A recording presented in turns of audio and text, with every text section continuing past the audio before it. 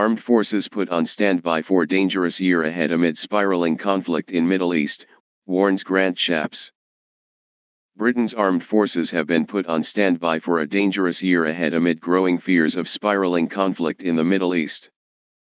Defense Secretary Defense Secretary Grant Shapps issued the stark warning last night as he thanked military personnel involved in the recent attacks on Yemen's Houthi bases.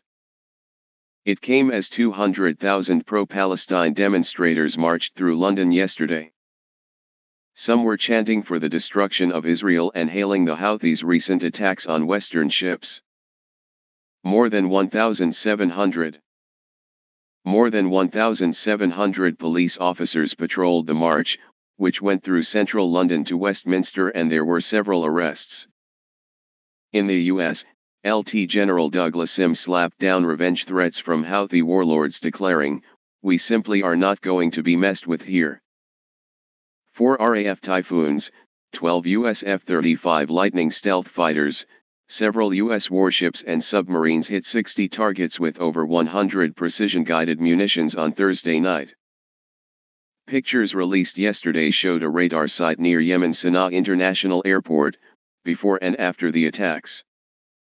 The strikes were followed up by another Tomahawk cruise missile barrage from the destroyer USS Carney early yesterday. Mr. Shapps sent a message to Lt. Gen. Charles Stickland, Britain's Chief of Joint Operations, hailing those involved. The message, seen by The Sun on Sunday, states, "Your professionalism is noted by the whole nation with pride. The past days have showcased the sense of purpose, strength, and expertise across defense.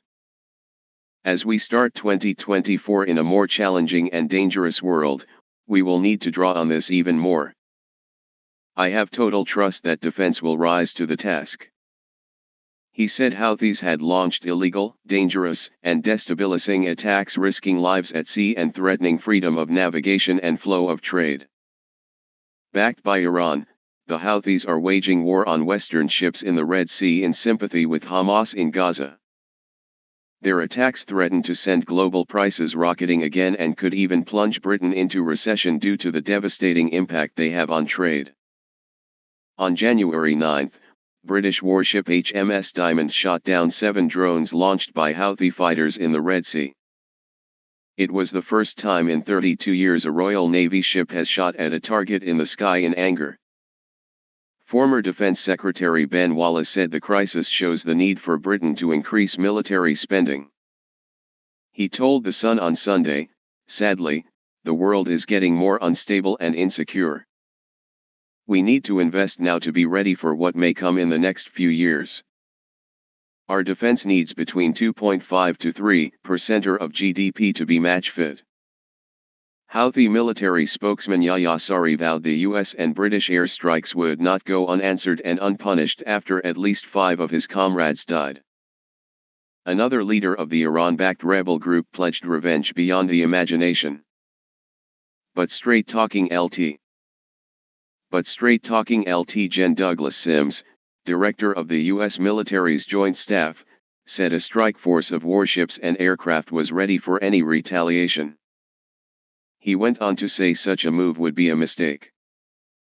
U.S. President Joe Biden declared he was confident we're well prepared for anything the rebel force was plotting and said he had sent a private warning message to Iran. The rebels have vowed to continue targeting vessels passing their territory in eastern Yemen until Israel halts its war in Gaza launched to avenge the Hamas October 7 massacres. There were reports of suspicious small boats approaching merchant ships in the region, but only one rocket has been launched by Houthis since Thursday. Analysts fear attacks by Western forces on sites in Yemen could bring a wider regional conflict, sucking in Israel's enemies Iran, Syria, and Hezbollah in Lebanon. The US and UK had issued repeated warnings to the Houthis, which were ignored for weeks. They had no option but to attack when the group launched their biggest drone and missile blitz at a Royal Navy destroyer and other U.S. warships on Tuesday. White House spokesman John Kirby said yesterday, "We're not interested in a war with Yemen. In fact, everything the president has been doing has been trying to prevent any escalation of conflict, including the strikes last night. Fears of this escalation rose as Western sources revealed Iran has been providing not only weapons but also intelligence to Houthis. The UK was not involved in yesterday's more limited attacks, but Foreign Secretary Lord David Cameron has refused to rule out further action. 3 of those arrested at yesterday's London march were handing out flyers backing Hamas massacre of Jews. 2 others were held for carrying offensive placards and another for possessing stickers to create criminal damage. Speakers at Trafalgar Square included Sinn Féin President Mary Lou MacDonald, Palestinian UK Ambassador Hussam Zomlot and ex-Labour leader Jeremy Corbyn. Israel says it killed 3 armed Palestinians teenagers who were trying to break into a settlement in the occupied West Bank overnight on Friday.